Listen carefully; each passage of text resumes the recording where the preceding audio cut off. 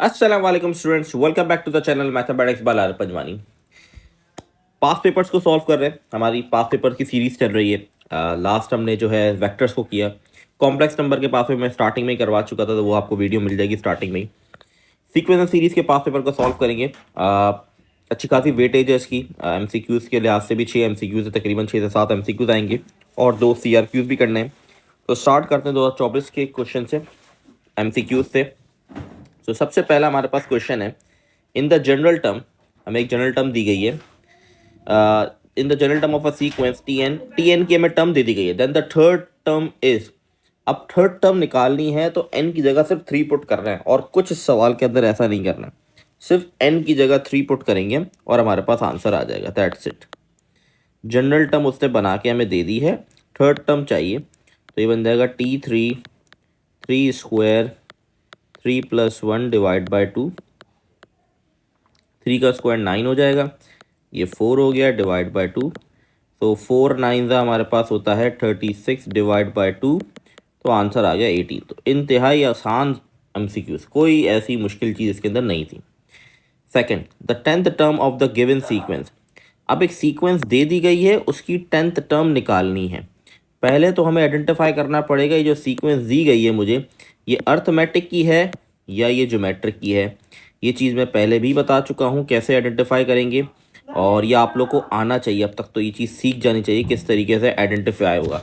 अच्छा, मैं क्वेश्चन को थोड़ा जूम कर देता हूँ। यहाँ पर मुझे सीक्वेंस दी गई है a divide by 2, A, 3a divide by 2, और मुझे कह रहे 10th टर्म निकाल दें। ठीक है, तो सबसे पहले मैं d निकालता हूँ, डिफरेंस T2 - T1 करके देखूंगा, T3 - T2 करके देखूंगा। अगर ये दोनों बराबर आ गई फॉर्म, तो इसका मतलब ये हमारे पास अर्थमेटिक है। तो T2a - A/2, ठीक है, और यहाँ होगा 3a/2 - A। तो जब इसका एलसीएम लेंगे तो ये आ जाएगा हमारे पास a डिवाइडेड बाई 2, और इसको सॉल्व करेंगे तब भी हमारे पास एलसीएम लेंगे तो a डिवाइड बाई 2। तो इसका मतलब डिफरेंस मैच कर रहा है, सेकंड को फर्स्ट से माइनस करके थर्ड को सेकंड से माइनस करके मैच। इसका मतलब ये सवाल अर्थमेटिक का है। मतलब अर्थमेटिक का फॉर्मूला मैं यूज़ करूँगा और मैं निकाल दूंगा 10th टर्म। ए का मतलब फर्स्ट टर्म A/2 है सवाल के अंदर। एन का मतलब 10 निकालना है तो 10 लिख दूंगा, और डिफरेंस में ऑलरेडी निकाल चुका हूँ A/2। So a divide by 2 + 9 a divide by 2। अच्छा, ये a ऐसा लग रहा है, ये a है मेरे पास, a डिवाइड बाई 2, तो ये बन जाएगा a divide by 2 + 9a divide by 2। तो डिनोमीटर सेम है, तो ये हमारे पास अब देखिए, बेसिक कैलकुलेशन तो आप लोग को आनी चाहिए। ये तो अब ये नहीं कि एलसीएम लेना नहीं आ रहा या इसको सॉल्व सिंप्लीफाई नहीं, तो ये बड़ा मुश्किल हो जाएगी आप लोगों के पेपर करना। तो ये बेसिक कैलकुलेशन पक्की होनी चाहिए स्टेज पे आपका। 2 1 2 5 तो फाइनल आंसर आ गया 5a। 5a ऑप्शन मेरा सी है। ठीक है, तो आई होप ये वाला सवाल क्लियर होगा। कोई इतना मुश्किल सवाल नहीं था, बस कॉन्सेप्चुअली स्ट्रांग होना है। और देखिए, 1.5 घंटा होता है, 50 आराम से हो जाएंगे MCQs को, इतना मसला नहीं था। थोड़ा स्पीड रखनी पड़ेगी, ऑब्वियस सी बात है, लेकिन ये भी नहीं इतना आराम से करें कि आपके 25 MCQs रह जाए, 10 रह जाए, लेकिन हो जाते हैं। ठीक है, अच्छा नेक्स्ट है।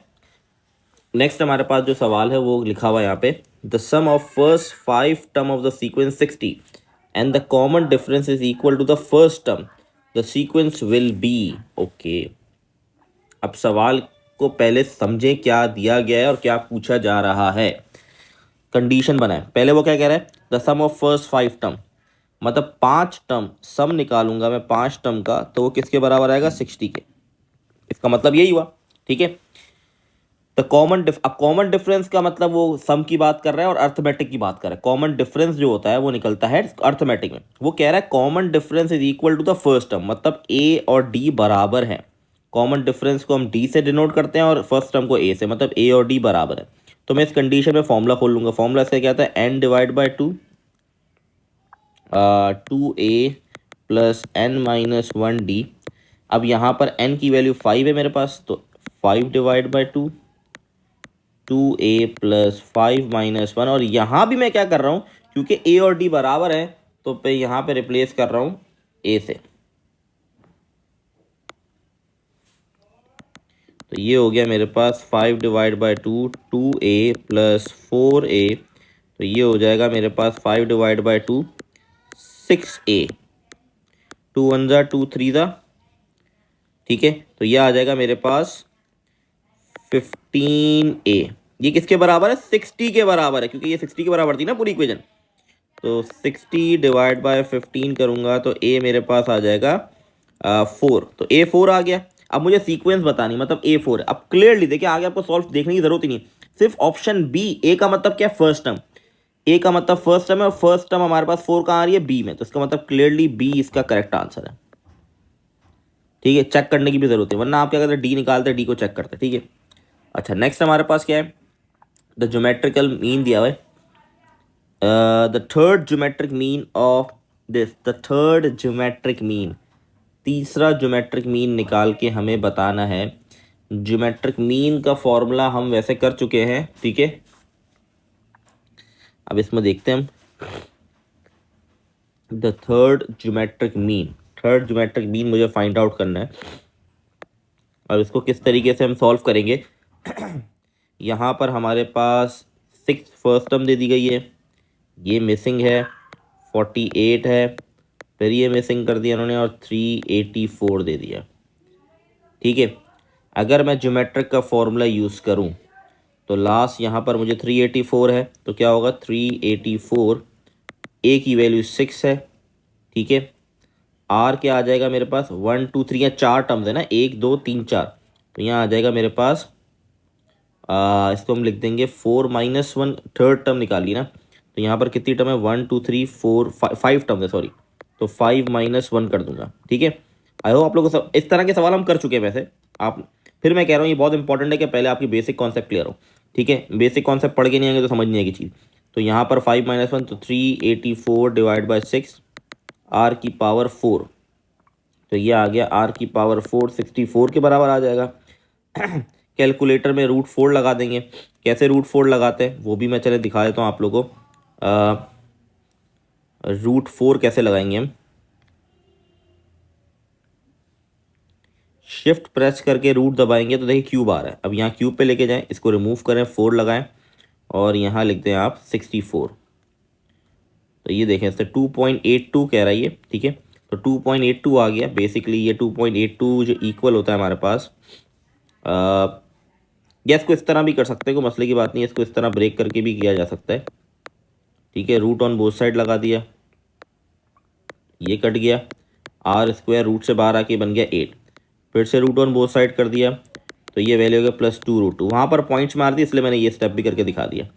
तो ये मेरी r की वैल्यू आ गई, ठीक है। तो थर्ड हमें ज्योमेट्रिक में निकालना है, मतलब GM3 निकालना है। तो यहाँ पर हमारे पास अगर सीक्वेंस को गौर से अगर हम देखें तो GM3 हमें निकालना है। तो ये हमारे पास बराबर है 48r के इक्वल आ गया। तो 48r की जगह 2√2 लगा देंगे हम, ठीक है। तो ये आ जाएगा 96√2। अच्छा, प्लस माइनस लगा देंगे यहाँ पर, क्योंकि 2√2 के साथ प्लस माइनस है, तो +-96√2, जो कि ऑप्शन नंबर सी है इसका, ठीक है। तो बड़ा सिंपल सा सवाल है। कॉन्सेप्चुअली बार बार कह रहा हूँ मैं, ये चीज़ क्लियर होना ज़रूरी है, वरना बहुत मुश्किल लग रही चीज़ें, ठीक है। ज्योमेट्रिक मीन कैसे निकालते हैं ये हम सीख चुके हैं, कोई इतना मुश्किल कॉन्सेप्ट नहीं था, ठीक है। और कोई मेथड आता है उससे भी इसको सॉल्व कर सकते हैं। MCQs नंबर 5 पे मूव करते हैं। The sum of the infinite sequence. Infinite sequence ये हम पढ़ चुके हैं। रिकरिंग वाले सवाल अगर याद हो तो उस तरह का सवाल है। 0.6 + 0.06 + 0.006। MCQs नंबर 5 कर रहे हैं हम। तो ये हम ऑलरेडी कर चुके हैं इस तरह के सवाल। तो यहाँ पर हमें इनफाइनाइट सीक्वेंस सम निकालना है इसका, और इनफाइनाइट का फॉर्मूला हमारे पास था A1 - R। ए यहाँ पर पहली टर्म है 0.6। R कैसे निकलता था? 0.06 को डिवाइड कर देंगे 0.6 से, तो यहाँ आ जाएगा 0.1। तो यहाँ 1 - 0.1। तो सिंपल आप कैलकुलेटर में इसको सॉल्व करेंगे तो आपके पास आंसर आ जाएगा 2/3। तो ये इसका करेक्ट ऑप्शन है, जो कि ऑप्शन नंबर ए है। सही है, बहुत सिंपल सा सवाल है, कोई मुश्किल नहीं है, ठीक है। इसको सिंप्लीफाई आप कैलकुलेटर में डायरेक्टली कर सकते हैं। MCQs नंबर 6 पे जाते हैं। MCQs नंबर 6 हमारे पास हार्मोनिक मीन का है।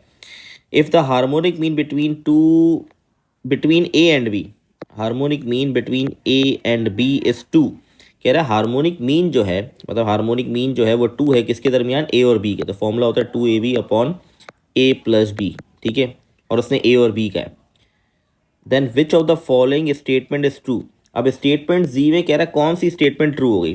तो अब इसमें कुछ सिंप्लीफिकेशन हुई भी अगर आप देखें, तो मैं क्या कर रहा हूँ, इसको वहाँ जाके मल्टीप्लाई करा रहा हूँ। अब चेक करते हैं कोई ऐसी स्टेटमेंट है जिसमें कॉमन हो, नहीं ऐसी कोई स्टेटमेंट नहीं।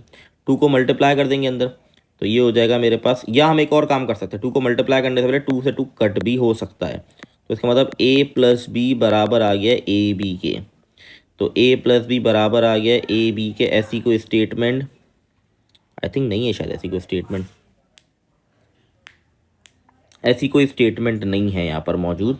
तो इसका मतलब 2, अब अगर आप देखें ऑप्शन के अंदर तो हर जगह 2 2 तो है, मतलब 2 कट नहीं कर रहे वो लोग, ठीक है। 2 कट होके ये भी बन सकते, हो सकता है इस बार आपको इस तरह दे दी जाए, ठीक है। तो अब यहाँ पर 2 कट नहीं हुआ हुआ, इसका मतलब वो यहाँ पर 2 कट नहीं कर रहे, तो हम भी 2 को कट नहीं करते। देखते हैं क्या हमारे पास आंसर बनता है। अगर 2 को कट नहीं करेंगे तो क्या बनेगा। तो यहाँ पर मैं वापस से 2 लिख देता हूँ, यहाँ पर 2 को मतलब 2a plus 2b is equal to 2ab। अब देखते हैं वो स्टेटमेंट हमारी ठीक है। अब ये देखें स्टेटमेंट में डी हमारी जो है वो मैच कर रही है, 2a plus 2b is equal to 2ab, ठीक है। 2 को वैसे कट भी कह सकता था, लेकिन यहाँ जिस तरीके से पूछी गई मैं उस तरीके से आंसर देना है। तो ये हमारे 2024 के MCQ होगा। इसमें कोई सवाल है, कोई मसला है तो ज़रूर पूछेगा, ठीक है। आगे बढ़, अच्छा, ये 2023 को स्टार्ट करते हैं। और पहला क्वेश्चन सब हाउ जो 2024 का पहला क्वेश्चन था, इसी तरीके से एक टर्म दे दी गई है एन टर्म, और कह रहा है थर्ड टर्म निकाल दें। तो यहाँ पर भी हमें क्या करना है, एन की जगह 3 पुट करना है। तो यहाँ पर भी 3 पुट कर देते हैं। तो लेट्स सी क्या आंसर आता है। अब ये पावर हो जाएगी 9, 9 ऑड पावर है तो ये -1 ही रहेगा। यहाँ हो जाएगा 3 का स्क्वायर 9, 9 3 27 हो गया, -6 -20, तो -1, 27 -6 करेंगे हमारे पास बन जाएगा -21, -21 एंड माइनस नहीं, माइनस का नहीं, +21 बनेगा ना। तो +21 -20, तो मेरे पास आंसर आ रहा है यहाँ पर -1, और -1 यहाँ ऑप्शन से मिसिंग है। ओके, आई थिंक मैं एक बार चेक कर लेता हूँ कि गलती ना हुई हो। 9 पावर ही नेगेटिव ही रहा। 3 का स्क्वायर मेरे पास 9 हो गया, 9 3 27, 2 3 6 आ गया, 27 -6 का 21 हो जाएगा, 21 माइनस, अच्छा इसका आंसर तो -1 ही आ रहा है। आई थिंक गलती नहीं, अगर आपको गलती दिखे तो मुझे बताइएगा। हो सकता है कि यहाँ टाइपिंग में मिस्टेक हो गई हो, एन स्क्वायर की जगह क्यूब हो, या हो सकता है 3n ना हो, या हो सकता है ऑप्शन गलत लिख दी हो। गलती होने के चांसेस हैं, टाइपिंग मिस्टेक हो सकती है। तो तरीका सिखाना था वो तो आई होप आप लोगों को समझ आ गया होगा, मेन तरीका समझ आया कैसे करना है। तो आई होप मुश्किल नहीं होगी, लेकिन एक बार मैं इसको गो थ्रू कर लूँगा, हो सकता है सवाल में मिस्टेक हुई भी हो, ठीक है। आंसर इसका इस तरह -1 आ रहा है मेरे पास, ठीक है। If the fourth term of term sequence is 7 and the first term is 3। अब सवाल के अंदर मुझे क्या क्या दिया हुआ है, पहली टर्म कह रहा है 3 है, और फोर्थ टर्म जो है मेरे पास वो 7 है। द कॉमन डिफरेंस निकालना है, ठीक है। तो यहाँ पर हमारे पास फॉर्मूला खोल लूँगा, क्या हो जाएगा, a + n - 1 d is equal to 7। Fourth की बात कर रहा है, a मुझे 3 दिया हुआ है, 3 आ जाएगा, n की जगह फोर्थ, क्योंकि फोर्थ टर्म को ओपन किया मैंने। तो यहाँ पर 3 + 3d इज इक्वल टू 7। तो यहाँ पर 3 वहाँ जाके माइनस हो जाएगा, तो 3d इज इक्वल टू 4। तो d की वैल्यू मेरे पास आ रही है 4/3। ये हमें फाइंड आउट करना था। तो समहाउ सिमिलर क्वेश्चन ही आ रहे हैं, बस डिफरेंट वैल्यू डिफरेंट तरीका है। बाकी तरीके का मतलब ऊपर जैसे हमने सवाल के वैसी ही चीज़ें आ रही हैं। अच्छा, नेक्स्ट हमारे पास थर्ड वाला देख लेते हैं। थर्ड वाले में हमें क्या करना है, the sum of the first 11 term of the arithmetic series. Sum जो है 11 टर्म का वो 99 है। पहले डेटा चीज़ें बना लिया करें रफ शीट में। If the first term is 3, ए जो है वो 3 के बराबर है। देन द कॉमन डिफरेंस, वापस से डी निकालना है, सिंपल सा सवाल है। ये कंडीशन से फॉर्मूला खोल लूँगा, 11 डिवाइड बाई 2, 2a की जगह 3 प्लस 11 - 1 d, और ये पूरी फॉर्म किसके बराबर है, 99, क्योंकि इसी के मैंने कंडीशन को ओपन किया है। और a की वैल्यू पहले से पता थी, इसलिए मैंने यहाँ 3 लिख दिया, और यहाँ पर n 11 था, इसलिए यहाँ 11 आ गया। तो आई होप ये वाली चीज़ें क्लियर होंगी, और ये होनी भी चाहिए अगर आपने चैप्टर पढ़ा हुआ है। तो ये हो गया 99, ठीक है। ये हो गया 66 divide by 2 plus 110 divide by 2d is equal to 99, ठीक है। अब इसको अच्छा बेहतर है कि पहले मैं 2 को वहाँ जाके मल्टीप्लाई करा देता, ये थोड़ा लंबा हो जाएगा, इसको 2 को वहाँ जाके मल्टीप्लाई करवा देते हैं। तो ये हमारे पास क्या हो जाएगा, एक और चीज़ भी कर सकते हैं, चलें इसको कर लेते हैं 10d। 11/2 को वहाँ ले जाऊँगा तो क्या बन जाएगा, 2/11 बन जाएगा। 11 1 ज़ा 11 9 ज़ा 9 11 ज़ा क्या हो जाएगा 18। तो 6 + 10d = 18। 6 वहाँ जाके माइनस हो जाएगा तो बन जाएगा 12। तो ये हो गया 12 / 10। कटिंग होगी तो 6/5। लेट्स सी 6/5 ऑप्शन है, यस सी ऑप्शन है, 6/5 ऑप्शन मौजूद है। इससे प्रीवियस सवाल का भी ऑप्शन मौजूद था हमारे पास जो कि 4/3 आया था, ठीक है। दोनों के ऑप्शन मौजूद है यहाँ पर, ठीक है। अच्छा जी, नेक्स्ट क्वेश्चन में मूव करते हैं हम quickly. For the given geometric sequence the first term is 2 and the common ratio is 1/2, then its 6 term will be. 6 term मुझे यहाँ पर निकालनी है, ठीक है। तो सिंपली जल्दी स्टार्ट करते हैं। फॉर्मूला शीट पे फॉर्मूला गिवन हो गया, फिर कह रहा हूँ फॉर्मूला शीट सामने रखिएगा। 6 टर्म निकालनी है, ए की वैल्यू यहाँ पर क्या गिवी है 2, r 1/2 पावर में क्या हो जाएगा 6 - 1। तो ये मेरे पास बन जाएगा 2 की पावर 2 2 ज़ा 4 4 2 ज़ा 8 6 32 1/32 कटिंग हो जाएगी। तो ये हो जाएगा 1/16। ये इसका आंसर आ गया जो कि ऑप्शन नंबर सी है, ठीक है। क्विकली जा रहा हूँ क्योंकि ये चीज़ें बड़ी आसान सी है, कोई इतनी मुश्किल चीज़ें नहीं है। ओके नेक्स्ट, द Tn, अच्छा ध्यान से रीड करें। The if Tn of an arithmetic sequence 2n - 1 then Tn of associated harmonic sequence. तो आपको पता होना चाहिए हार्मोनिक सीक्वेंस जो है अर्थमेटिक सीक्वेंस का रेसिप्रोकल है। तो उसने हमें एक अर्थमेटिक सीक्वेंस का फॉर्मूला दिया, मतलब एक एन टर्म दी हुई है जो कि है 2n - 1, ये दिया हुआ है। कह रहा है इसका हार्मोनिक मीन बता दो, तो सिंपल रेसिप्रोकल कर दो, क्योंकि रेसिप्रोकल होता है, ये इसका आंसर हो गया जो कि ऑप्शन नंबर सी है। बड़ा सिंपल सा जवाब था, बड़ा सिंपल सा क्वेश्चन था। आगे बढ़ते हैं। नेक्स्ट हमारे पास क्या है, if 2, p, 1/3 are in harmonic progression then the value 1/p² will be 1/p² will be. Okay, different सा सवाल है, थोड़ा सा इसको करते हैं। अच्छा पहले देखो, मुझे एक सीक्वेंस दी हुई है, सीक्वेंस मुझे दी हुई है 2p and 1/3।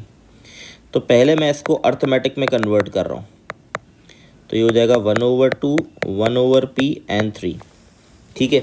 अर्थमेटिक में पहले तो मैंने इसको कन्वर्ट कर दिया।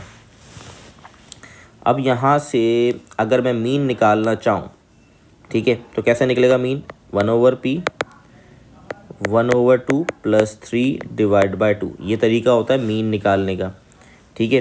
तो 1/p = ये हो जाएगा मेरे पास 2 से 6 6 7/2, तो ये बन जाएगा 7/4। आई होप ये कैलकुलेशन आप लोगों को आती होगी, इसमें मसला नहीं। अब सवाल में क्या रिक्वायरमेंट थी, 1/p का स्क्वायर, तो स्क्वायर लगा दो दोनों साइड पे। तो 1/p का होल स्क्वायर बराबर हो जाएगा 49/16, जो कि ऑप्शन नंबर डी है। तो आई होप 2023 वाले एमसीक्यूज भी आप लोगों को क्लियर होंगे, इतने मुश्किल नहीं है, ठीक है, बस प्रैक्टिस की। 2021 पे मूव करते हैं क्विकली। इसमें हमारे पास थोड़े ज़्यादा एमसीक्यूज है क्योंकि एमसीक्यूज बेस पेपर हुआ था। In arithmetic if the 31th term is 250 more than the 6th term. Okay, यहाँ थोड़ी डिफरेंट सिनेरियो दिया हुआ है, अब इसको समझना पड़ेगा बहुत ध्यान से। ओके, मोर देन अ 6th टर्म। अच्छा, उसने आगे चीज़ बता दी है, वैसे ये स्टेटमेंट उसने आगे बता दिया हमें, T31 = 250 + T6, उसने ये चीज़ बता दी। देन द कॉमन डिफरेंस, तो कॉमन डिफरेंस निकालने के लिए यहाँ फॉर्मूला खोलूँगा तो a + 31 - 1 हो जाएगा, तो 30 हो जाएगा, ठीक है। आई होप ये छोटी मोटी चीज़ें पता होनी चाहिए। यहाँ a + 5d हो जाएगा, ठीक है।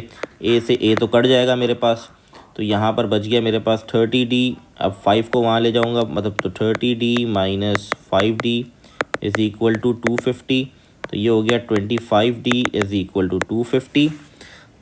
25 वहाँ जाके डिवाइड करा देंगे, तो 250 / 25 आंसर आ गया 10। देखिए इंपॉर्टेंट चीज़ है वर्कबुक सॉल्व करने में, बार बार ये मशवरा देता हूँ, वर्कबुक सॉल्व करें बगैर पेपर, और वर्कबुक को 2 से 3 बार सॉल्व करें। आपको ऑलरेडी व्हाट्सएप कम्युनिटी ग्रुप पे मैंने शेयर कर दी है, आप लोगों के लिए फ्री बिल्कुल दी हुई है, तो उसको 2 से 3 बार सॉल्व करें, वर्बों को बहुत ज़रूरी है। अच्छा खैर आगे क्वेश्चन बढ़ते हैं। The arithmetic mean between two number, arithmetic mean का फॉर्मूला हमारे पास क्या होता है, a plus B divide by 2, तो यहाँ आ गया √3 प्लस √5 डिवाइड बाई 2, जो कि ऑप्शन नंबर डी है। अच्छा ऊपर वाले सवाल का ऑप्शन भी मैच कर गया, वो भी डी है, फर्स्ट का भी डी है, सेकंड का भी डी है। द सम ऑफ इनफाइनाइट, देखें बड़े सिंपल सवाल, इतने आसान सवाल आप लोग के लिए आए हुए इसमें, बस आपकी कॉन्सेप्ट क्लियर हो चाहिए। अब सम ऑफ इनफाइनाइट सीरीज़ का फॉर्मूला सिंपल, हमारे पास a1 माइनस आर, ए यहाँ पर पहली टर्म है जो कि 2/3 है, आर निकालने के लिए 2/9 को डिवाइड कर दूंगा 2/3 से, तो ये बन जाएगा 1/3। अब इसको आप कैलकुलेटर में सॉल्व करते तो उसका आंसर हमारे, मैं कैलकुलेट कर लेता हूँ, तो ये हमारे पास आंसर आ गया 1 के बराबर। ठीक है, इसको चेक कर लीजिएगा, 1 इसका आंसर आ रहा है। ठीक है, मैंने डायरेक्टली कर लिया इसको, तो ये हो जाएगा 3/2, तो ये कटिंग होकर हाँ 1 ही आएगा। ठीक है, इसका 1 ऑप्शन है जो कि ऑप्शन नंबर सी है। अब आ रहा है क्वेश्चन नंबर 4, इसको देख लें। मैं इनको क्विकली इसलिए ले गया क्योंकि ये बड़े सिंपल बेसिक कॉन्सेप्ट थे, इतने कोई मुश्किल नहीं थे। ठीक है, अब जो 4th है उसको समझ लें गौर से।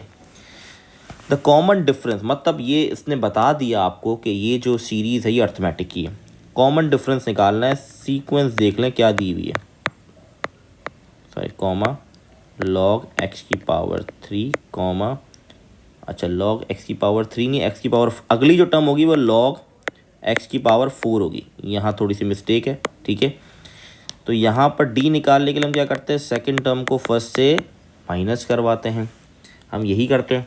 ठीक है, तो अब यहाँ पर थोड़ा सा सिनेरियो डिफरेंट होगा हमारे पास, को देखना पड़ेगा किस तरीके से हम इसको माइनस करवाएं। तो ये हो गया मेरे पास log x की पावर 3 माइनस log x की पावर 2। अच्छा अब log की प्रॉपर्टीज़ यहाँ पर पता होनी चाहिए, log आप लोगों ने ज़रूर पढ़ा होगा। प्रॉपर्टी क्या कहती है, कि जो पावर में है उसको पीछे लिख दे, ये log की प्रॉपर्टी कहती है। तो 3 आ गया log x हो गया, ये यहाँ पे 2 आ गया log x हो गया, ये पहली प्रॉपर्टी है हमारे पास। ठीक है, एक और प्रॉपर्टी हमारे पास होती है, वो हमें ये कहती है कि अगर log की वैल्यू माइनस हो रही हैं, ठीक है, तो हम उसको किस में लिख देते हैं, डिवाइड में लिख देते हैं। ठीक है, डिवाइड में लिख देंगे तो हमारे पास 3 log x divide by 2 log x हो गया। ठीक है, अब log से log यहाँ पर, अच्छा यहाँ पर हमारा आंसर मैच कर नहीं रहा, तो यहाँ अच्छा एक मैंने गलती कर दी ना, सॉरी एक में से मिस्टेक हो गई। अच्छा आंसर आगे यहीं आ गया, मुझे इसको और प्रॉपर्टी में जाने की ज़रूरत नहीं थी। सिंपल क्या है, देखें दोनों log सेम है। ठीक है, दोनों log सेम है, तो दोनों की वैल्यू क्या हो जाएंगी आपस में, ये भी log सेम है, ये भी log सेम है, दोनों की वैल्यू -3 - 2 क्या हो जाएगा 1, तो 1 log x, तो इसका आंसर आ गया log x। लेट्स सी, हाँ डी ऑप्शन इसका करेक्ट है जो कि log x आ रहा है। ठीक है, आई होप क्लियर होगी बात, थोड़ी सी बीच में कन्फ्यूजन हो गई थी, तो आई होप ये वाली बात आप लोग क्लियर हो किस तरीके से मैंने आंसर निकाला। नेक्स्ट हमारे पास क्या है, for the geometric sequence 8 4 2 1 the 7 term of the geometric sequence. इतना ही आसान सवाल, उसने आपको सीक्वेंस दे दी और बता भी दिया ज्योमेट्रिक की है, 7 टर्म निकाल दो। तो ए 7 निकालना है, ए हमारे पास 8 के बराबर, आर कैसे निकालेंगे, 4 डिवाइड बाई 8 करूँगा तो 1/2 आ जाएगा, और पावर में आ जाएगा 7 - 1, तो 8 1/2 6 हो गया। ये बराबर होता है हमारे पास 64 के, 2 की पावर 6 तो 64 आ गया, 8 1 जा 8 8 था, तो 1/8 इसका फाइनल आंसर आ गया। ठीक है, अगला, for any two term the relation among their arithmetic geometric harmonic. अच्छा ये आई थिंक शायद हमने आई डोंट नो किया है कि नहीं किया, इसको देख लें, मुझे नहीं याद कि ये मैंने चीज़ बताई नहीं बताई, मैं भूल तो नहीं गया, ये आप लोग अपने पास लिख लें, ये इंपॉर्टेंट पॉइंट है कि ज्योमेट्रिक मीन का स्क्वायर बराबर होता है arithmetic mean multiply by harmonic mean के, ये अपने पास मेंशन कर लें, ये इंपॉर्टेंट पॉइंट है। अब यहाँ पर वो क्या पूछ गया, हार्मोनिक मीन, हार्मोनिक मीन क्या होगा, इसको वहाँ जाके डिवाइड करा दूंगा। ठीक है, तो हार्मोनिक मीन बराबर हो जाएगा ज्योमेट्रिक मीन के square divide by arithmetic mean के।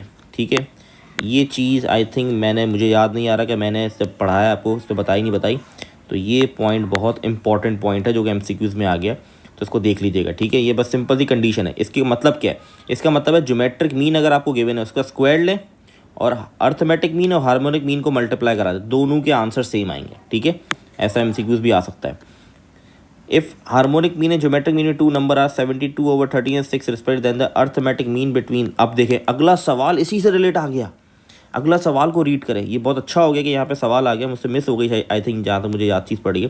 कह रहा है हार्मोनिक मीन जो है वो 72/13 है और ज्योमेट्रिक मीन मेरे पास 6 है। ठीक है, अब वो कह रहा है अर्थमेटिक मीन निकाल दो।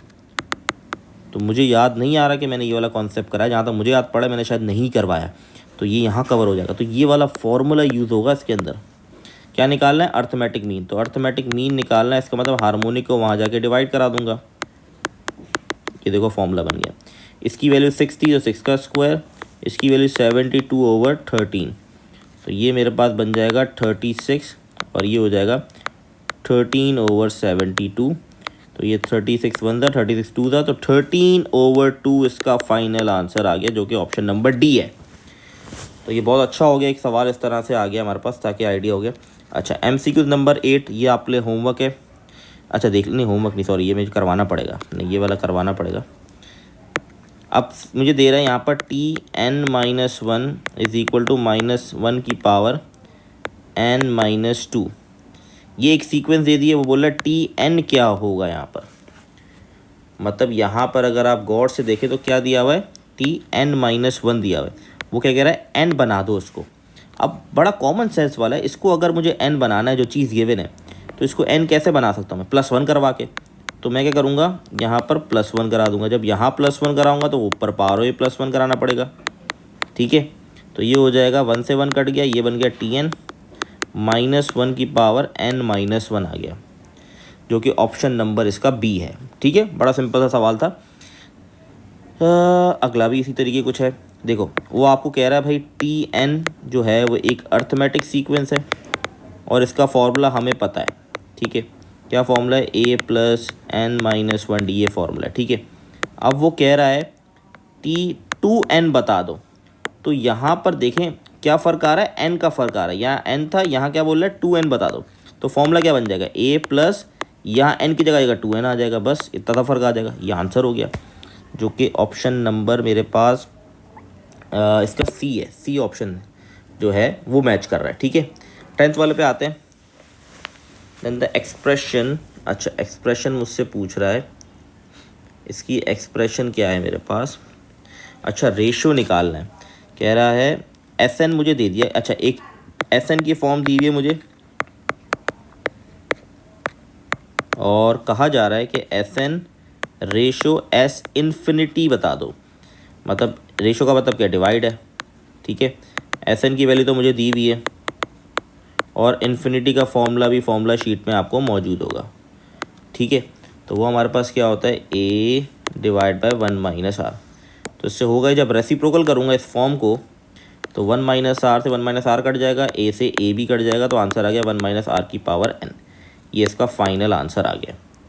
ठीक है, अच्छा जी, लास्ट वाले पे पढ़ते हैं, 2021 के लास्ट MCQs के ऊपर। The arithmetic mean between two number 5 if the first term is the second. ये आप लोग के लिए 11th वाला तो आप लोग के लिए होमवर्क है, इसको ट्राई करें और मुझे कमेंट में बताएं क्या इसका आंसर आया। ठीक है, आगे बढ़। अच्छा, क्विकली 2019 का पहला पार्ट करते हैं। अच्छा, मैं डिफरेंस निकालता हूँ तो डिफरेंस मैच नहीं कर रहा, -a और -2 आ रहा है, फिर a की पावर 4 + a3 आ रहा है, आपस में प्लस नहीं। इसका मतलब ये ज्योमेट्रिक का सवाल है, तो हमारे पास यहाँ पर a बराबर है a² के। अगर रेशो निकालूंगा तो -a की पावर 3 / a², तो यहाँ आ जाएगा माइनस का a।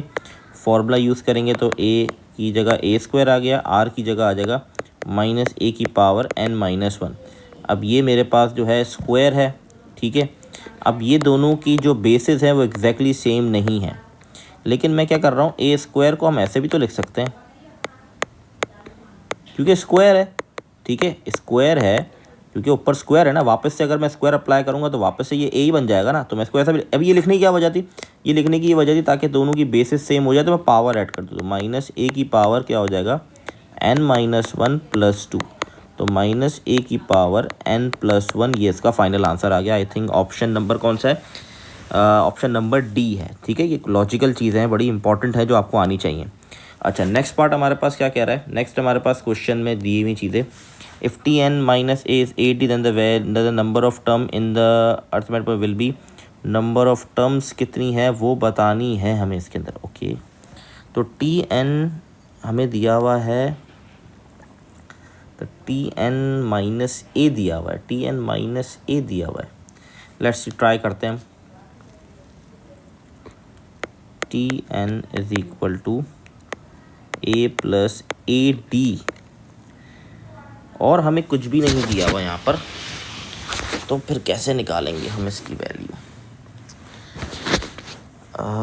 थोड़ा सा चलो, अब एक काम कर सकते हैं, अब यहाँ तो कुछ नहीं, यहाँ पर इसका फॉर्मूला खोल देते हैं। A plus N minus one D is equal to A plus A T.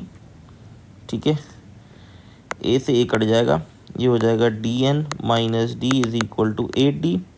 Eight वहाँ जाके प्लस हो जाएगा, तो या इसको एक काम कर सकता हूँ ना, डी को कॉमन ले लेता हूँ। वैसे कॉमन लिया हुआ था मैंने, वापस मल्टीप्लाई करा दिया। आई थिंक कॉमन ही रहने देता इसको तो बेहतर रहता। ठीक है, ये क्या हो गया भाई इसमें, तो यहाँ पर जो मैंने डी को एन से मल्टीप्लाई कराया, बेहतर है नहीं करवाता। तो N minus one D is equal to eight D, D से डी भी कट गया, तो N minus one is equal to eight, so N is equal to 9 आ गया, 1 जाके प्लस हो जाएगा। तो बड़ा सिंपल था। तो देखिए इस चैप्टर के जो MCQs आए हुए हैं उससे ये अंदाज़ा होता है कि आपके कॉन्सेप्ट बहुत स्ट्रांग होने चाहिए और उसकी प्रैक्टिस बहुत ज़्यादा होनी चाहिए, वरना आप इस पर फंस जाएंगे। नहीं इतने ईजी, मैं नहीं कहूँगा बहुत मुश्किल है, लेकिन आपको कॉन्सेप्चुअली क्लियर होना पड़ेगा। ठीक है, अब अगला सवाल, the half of the arithmetic mean between to. अब ये देखो सवाल में क्या होना चाहिए, half of the arithmetic. Half का मतलब क्या होता है, 1/2। अब अर्थमेटिक मीन पहले निकालते हैं। अर्थमेटिक मीन कैसे निकालेंगे, √2a plus √b minus a divide by 2। अब इसका हाफ, इसके हाफ का मतलब क्या है, मल्टीप्लाई कर दो 1/2 से, तो ये हमारे पास √2a plus √b minus a divide by 4 आ गया। ऑप्शन है नहीं है, आई थिंक ऑप्शन बी, हाँ ऑप्शन बी इसका करेक्ट आंसर है। ठीक है, आगे बढ़ते हैं नेक्स्ट MCQs के ऊपर। नेक्स्ट हमारे पास क्या गिवन है, for a geometric sequence if r minus one is equal to K A where k is a constant then k s infinity will be. Okay, अब देखो कभी समझ ना आया तो कंडीशंस को पहले लिख लिया कर अपने पास। ठीक है, ये दिया हुआ है मुझे और कह रहा है कि s इन्फिनिटी बराबर है k के। ठीक है, अब यहाँ पर मैं क्या कर सकता हूँ, s इन्फिनिटी का जो मेरे पास फॉर्मूला है वो हम पढ़ चुके हैं, a1 माइनस आर। ठीक है, अब यहाँ पर गौर से देखो तो 1 माइनस आर किसके बराबर दिया हुआ, यहाँ 1 माइनस आर दिया गया है मेरे पास के ए के बराबर। ठीक है, इससे हुआ क्या, इससे हुआ ये कि है मेरे पास नहीं, अच्छा सॉरी, फॉर्मूला हमारे पास आर माइनस, अच्छा यहाँ पर फ़र्क है, सॉरी, तो यहाँ पर मुझे थोड़ा सा करना पड़ेगा, क्या करना पड़ेगा, माइनस कॉमन लेना पड़ेगा ताकि ये आर माइनस वन बन जाए। सॉरी, ठीक है, आर माइनस वन, तो यह माइनस आ गया। ठीक है, ए से ए कट गया, तो s इन्फिनिटी आ गया -1/k। अब सवाल के अंदर गौर से आप पढ़ें तो वो क्या कह रहा है, s इन्फिनिटी को k से मल्टीप्लाई कर दें। ठीक है, तो k से जब मल्टीप्लाई करूँगा तो इस तरह लिखा जाएगा, k से k भी कट गया, तो s इन्फिनिटी की वैल्यू आ गई -1। तो आप देखें किस तरीके से सवाल आ रहे हैं, इतने सीधे सीधे नहीं है, बहुत स्ट्रांग होना पड़ेगा आप लोगों को इसको अच्छे से करने के लिए। ठीक है, नेक्स्ट हमारे पास है if 3 geometric mean are inserted between A and B. ये देखें, ये होमवर्क है, पार्ट नंबर 5 होमवर्क है। देन द बी, अच्छा इफ़ 3, अच्छा ये तो सिंपल है, बड़ा सिंपल, मुझे लगा ज्योमेट्रिक मीन निकालना है। If 3 geometric mean are inserted between A and B to obtain geometric progression then B is the. अब बोल रहा है कि ए और बी के दरमियान 3 ज्योमेट्रिक मीन लगाए मैंने, G1 G2 G3, तो वो पूछ रहा है जो बी है वो कौन सी पोजीशन पे होगा, 5th टर्म पर होगा, 5वीं पोजीशन पे, तो 5th टर्म आंसर, बड़ा सिंपल सा था। चलिए 2018 में पढ़ते हैं। For geometry the sum of the first 2 term is 9। Okay, the first 2 term जो 9 है, और if the first term is 3 then the third term. ये आप लोग के लिए होमवर्क है, 2018 का पहला पार्ट होमवर्क है, ये आपने खुद ट्राई करना है। ठीक है, सेकेंड पार्ट थोड़ा इंटरेस्टिंग है, A B square A B cube. अब सवाल में कहा गया है कि A B square and A B cube, कह रहे the sum of finite geometric series is equal to, ये किसके बराबर होगा बता दो। सबसे पहला स्टेप मैंने क्या किया, यहाँ पर ए कॉमन ले लिया, तो 1 इसको यहाँ पे इनफाइनाइट सीरीज़ कहा गया तो प्लस बी लगा सकता हूँ, तो ये हो जाएगा B plus B square plus B cube, क्योंकि यहाँ पर लिखा है बी इज़ लेसर देन 1, तो हम इसको एज अ कंसिडर करेंगे, ये इनफाइनाइट सीरीज़ बन गई। ठीक है हमारे पास, तो यहाँ पर मैंने क्या किया, इस पार्ट को इनफाइनाइट सीरीज़ कंसिडर कर लिया। इनफाइनाइट सीरीज़ का फॉर्मूला मेरे पास ए 1 माइनस आर होता है। ए यहाँ पर 1 के बराबर है तो 1 आ गया, आर क्या आएगा, बी को डिवाइड करूँगा 1 से तो बी आएगा, तो यहाँ आ गया 1 माइनस बी। तो इसका मतलब ये आंसर किस चीज़ का आ गया, इस ब्रैकेट का आंसर आ गया। तो इस ब्रैकेट का आंसर है 1/1 माइनस बी, तो ए को इससे मल्टीप्लाई करा दूंगा तो बन जाएगा ए 1 माइनस बी, ये इसका फाइनल आंसर आ गया। ठीक है, आई होप ये क्लियर होगा। तो हम इसमें इनफाइनाइट सीरीज़ लगा के इसको सॉल्व करेंगे इस तरह के सवाल को, वरना अगर इसके बगैर हम करना चाहें तो हमें फिर बहुत ज़्यादा फैक्टर्स वगैरह बना के सॉल्व करना पड़ेगा, थोड़ा मुश्किल हो जाएगी। वो चीज़ गलत नहीं होगी लेकिन थोड़ी मुश्किल हो जाएगी। ठीक है, उसमें भी आंसर आ जाएगा। अच्छा जी, आगे बढ़ते हैं। नेक्स्ट हमारे पास क्या है, the harmonic mean between two numbers, ये भी आपसे हो जाना चाहिए, ये आप लोग ट्राई करें। ठीक है, the sum of arithmetic sequence to the 10th term, sum निकालना है, 10th टर्म निकालनी है, ये भी आप ट्राई करें और मुझे कमेंट में बताएं आप लोग का आंसर क्या आ रहा है। अगर आपसे नहीं सॉल्व हो रहा तो फिर मुझे बताएं, मैं आप लोग को इससे आंसर शेयर कर दूंगा क्या इसके आंसर थे, लेकिन पहले ख़ुद भी ट्राई करें ताकि आप लोग भी सीख सके करना कैसे है। ठीक है, the two geometric mean between, geometric mean वैसे तो आसान है लेकिन मैंने ऐसा कोई एमसीक्यू तो अभी आया नहीं, तो ज्योमेट्रिक मीन इस तरीके से निकालते हैं। ठीक है, ये हमारे पास फॉर्मूला होता है root A B plus minus root, geometric mean निकालना। ठीक है, बिटवीन 1/2 एंड, तो ये हमारे पास हो जाएगा, अच्छा 2 ज्योमेट्रिक मीन, ओके 2 निकालना, सॉरी मुझे लगा सिर्फ 2 ज्योमेट्रिक मीन निकाल लेना, तो हमें वही सीक्वेंस बना के करना पड़ेगा। 1/2 G1 then G2 and then 4, तो सबसे पहले तो मुझे R की वैल्यू निकालनी पड़ेगी। ठीक है, यहाँ पर फॉर्मूले 4 इज़ इक्वल टू ए की जगह 1/2, R की पावर बन जाएगी 3, 4 माइनस 1 3 होता है, क्योंकि 8 is equal to R cube, तो R की वैल्यू आ गई 2√2। ठीक है, 2√2 आ गई। तो अब आपने इसमें मीन निकालना है, इसको ट्राई करें और मुझे बताएं इसका G1 और G2 की क्या वैल्यू आ रही है, ये भी होमवर्क है। ठीक है, बड़ा आसान सवाल है, आप कर लेंगे।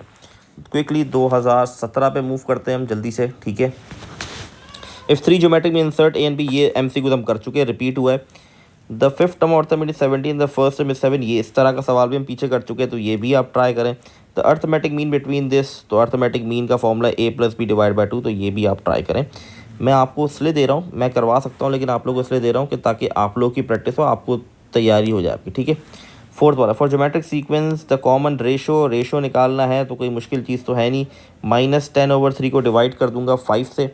ठीक है, तो 5 रेसिप्रोकल हो जाएगा तो ये -10/15 बन जाएगा, और फिर कटिंग हो जाएगी तो -2/3 आ जाएगा। इतना सिंपल सा एमसीक्यूज था, इसलिए मैंने इसको भी नहीं करवाया। लास्ट एमसीक्यूज रह गया फिर सीआरक्यू पे। अच्छा, वीडियो बहुत बड़ी हो गई है क्योंकि एमसीक्यूज काफ़ी ज़्यादा थे, तो मैं अभी एमसीक्यूज करवा रहा हूँ, इंशाल्लाह नेक्स्ट वीडियो में सीआरक्यू कर लेंगे। ठीक है, ये बहुत लेंदी हो गई video. If A a plus d a plus 2d is a plus n are the term of the arithmetic progression, a n is the n term, the sum to the n term of the progression will be, okay। अच्छा, एक sequence दे दी गई है मुझे। ठीक है, वो अब क्या मांग रहा है वो इम्पोर्टेंट है, पूछ क्या रहा है। Are the term of the arithmetic progression, ये उसने कहा कि a plus d a plus 2d, ये इसका फॉर्मूला हमारे पास ये बनता है। ठीक है, तो उसने कहा ये तो आपको बता दिया गया है। ठीक है, अब कह रहा है A N is the N term and the sum to the N term of the progression will be, the sum to the N term of the progression will be, तो सम का फॉर्मूला हमारे पास क्या होता है,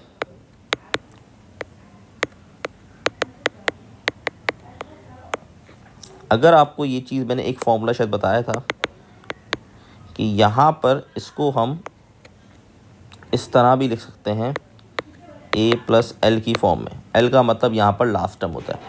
ठीक है, तो यहाँ पर एल का मतलब होता है बेसिकली ये पूरा अर्थमेटिक की जो प्रोग्रेशन होती है इसको कवर कर लेता है। ठीक है, मतलब ये एल का मतलब यहाँ पर क्या है, अगर मैं इसको तोड़ दूँ इस फॉर्मूले को, क्या बनेगा देखें, a प्लस n-1d।